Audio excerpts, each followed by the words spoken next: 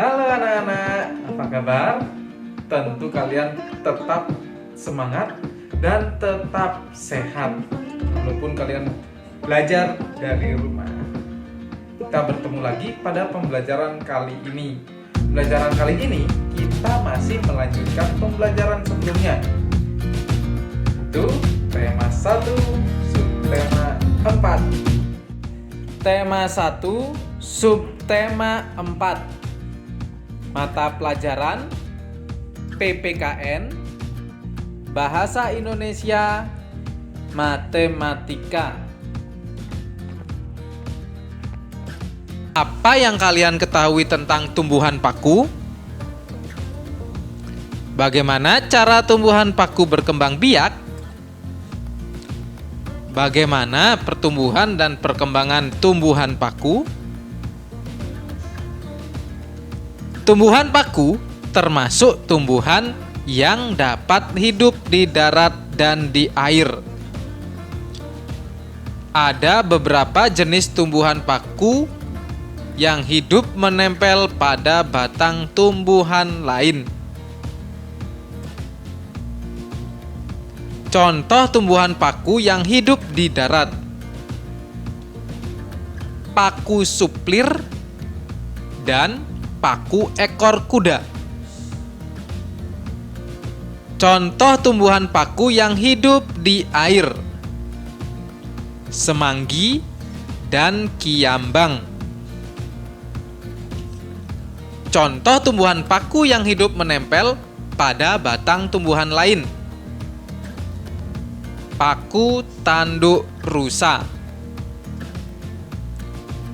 Tumbuhan paku membutuhkan air, zat hara, karbon dioksida, dan oksigen untuk bertahan hidup.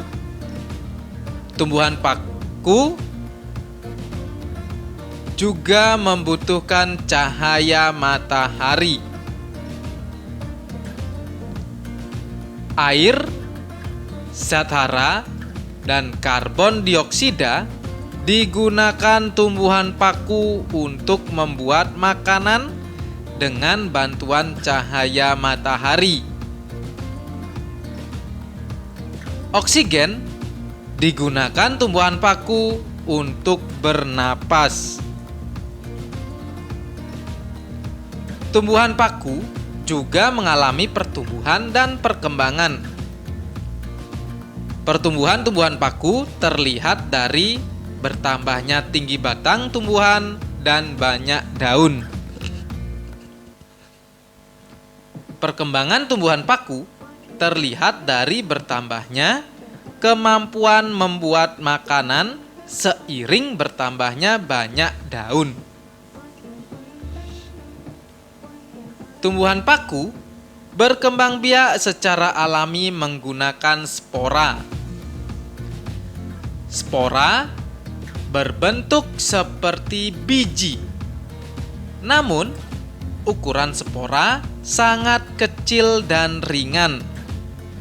Spora pun menjadi mudah tertiup angin. Spora pada tumbuhan paku terkumpul pada kotak spora.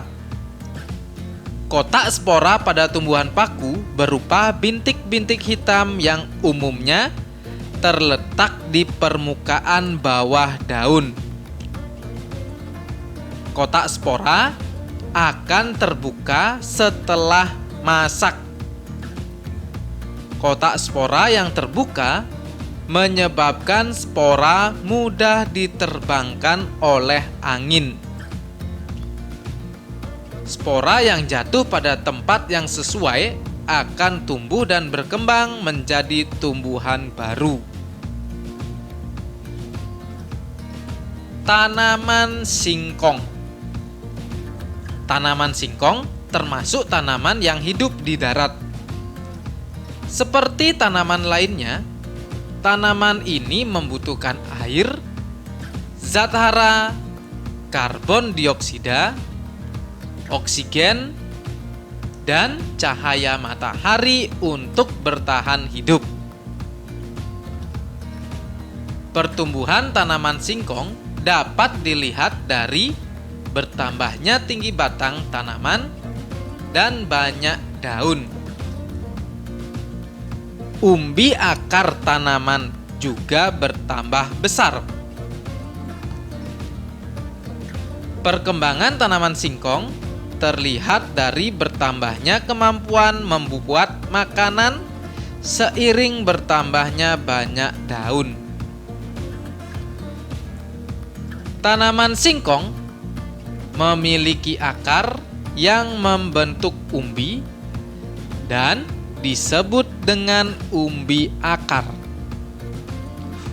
Umbi akar tersebut berisi cadangan makanan. Umbi akar juga dapat digunakan tanaman singkong untuk berkembang biak secara alami. Tanaman singkong juga dapat dikembangbiakkan secara buatan menggunakan setek.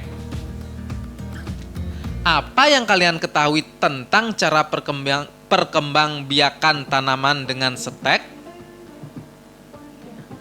Cara perkembangbiakan tanaman menggunakan setek dilakukan dengan menanam potongan bagian tanaman.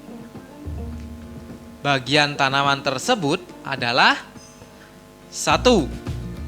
Akar yang disebut setek akar. Contoh tanamannya adalah sukun. 2. Batang yang disebut setek batang. Contoh tanamannya adalah singkong, tebu, dan sirih. 3. Daun yang disebut setek daun. Contoh tanamannya adalah begonia. Berikut cara melakukan setek pada tanaman singkong. 1. Batang tanaman singkong dipotong menggunakan cutter atau pisau. 2. Potongan batang tanaman singkong ditanam. 3. Tanaman singkong hasil setek pun tumbuh dan berkembang.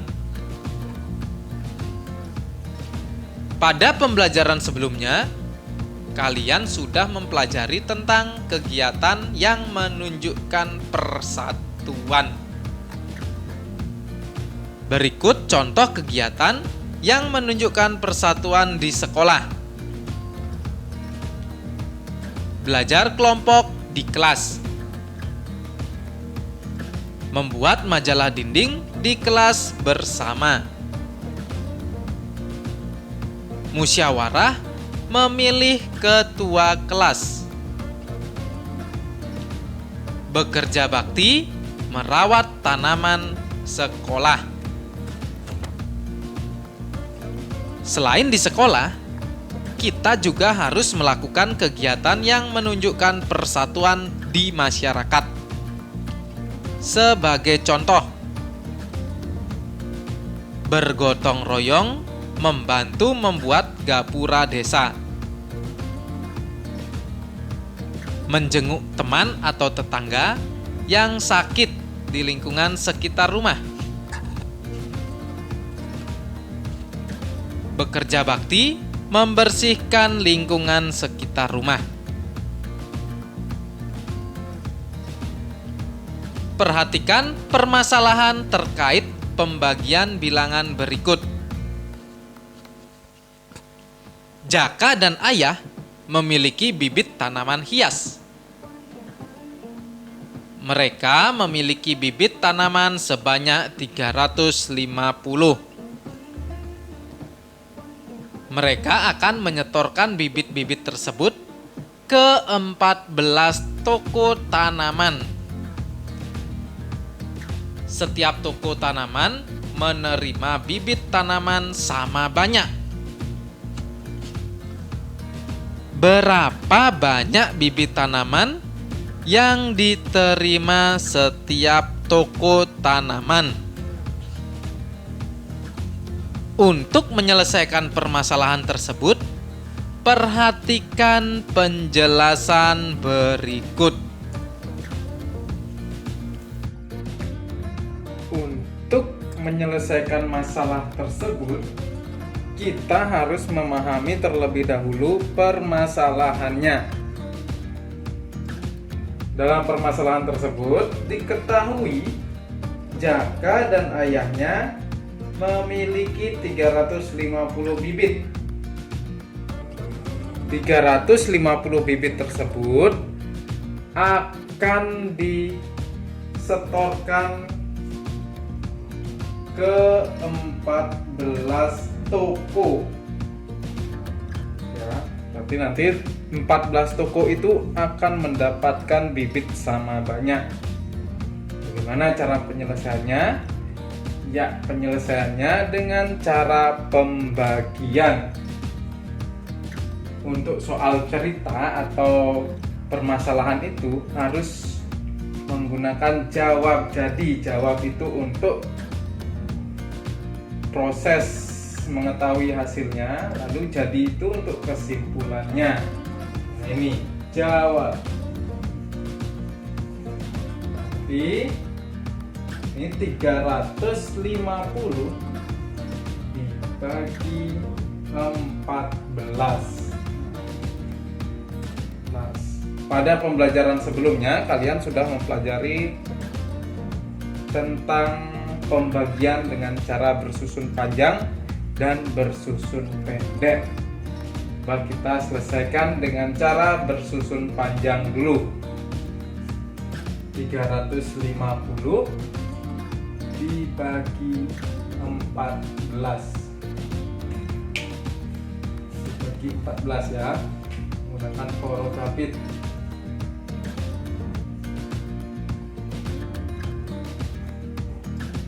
Nih, ingat pembagian itu diawali dari depan ya. Dari depan, dari 300-an dulu.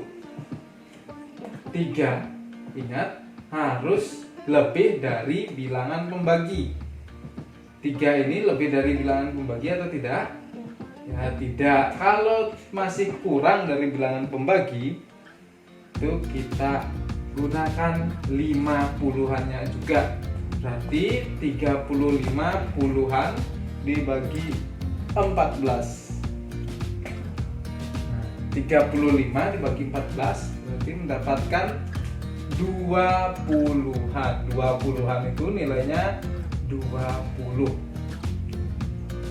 Lalu 20 dikali 14. Berapa 20 dikali 14?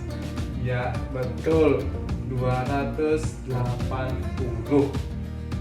Setelah itu dikurangi.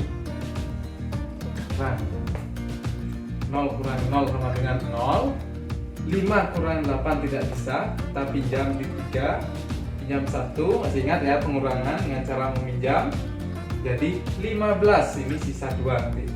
15 dikurangi 8 adalah 70. 70 tadi sisa 2, 2 kurang 2 sama dengan 0. Kalau sudah 0 di depan jadi tidak usah ditulis. Setelah itu langkah berikutnya. 70 dibagi 14. 70 dibagi 14 berapa? Ya, betul 5. Ini ingat ditambah 5. 5 dikali 14 sama dengan 70. Ya. Sekarang kurangi. 70 dikurangi 70 0. Ini pembagiannya selesai karena sudah 0. Sekarang kita tentukan hasilnya dengan 20 tambah 5 25. Jadi 350 dibagi 14 sama dengan 25. Lalu itu tadi cara bersusun panjang. Sekarang cara bersusun pendek. 350 dibagi 14. Sama ya, dari depan dulu. 3 dibagi 14 bisa atau tidak? Tidak bisa, karena 3 itu kurang dari 14. Kita gunakan 35. 35 dibagi 14 bisa? Bisa ya, karena 35 itu sudah lebih dari 14. 35 dibagi 14 sama dengan, ya betul, 2. Nah, hasil yang mendekati, tetapi tidak boleh melebihi 35 ini, mendekati. Itu 2. 2 kali 14 berapa? Betul, 28. Setelah itu kita kurangi. Nah, kurangi. 5 kurangi 8 tidak bisa, pinjam di 3, jadi 15 kurangi 8 dengan 7. Tadi ini dipinjam sisa 2. 2 kurangi 2 sama dengan 0, karena 0 di depan tidak usah ditulis. Setelah itu masih ada bilangan lagi. Bilangan ini diturunkan, turun. Jadi 70. 70 dibagi 14 sama dengan, betul, 5. 5. Setelah itu 14 kali 5 atau 5 kali 14 sama dengan 70. Itu dikurangi dengan 0. Kita lihat apakah ada bilangan yang perlu diturunkan. Nah, tidak ada, berarti ini tidak ada yang bisa diturunkan lagi, dan hasilnya sudah 0. Berarti pembagiannya selesai. Jadi hasilnya adalah 25. Setelah itu, setelah selesai mengerjakan dan menemukan hasilnya, kita buat kesimpulannya. Nah, itu tadi. Jadi kesimpulannya, jadi setiap toko menerima bibit tanaman sebanyak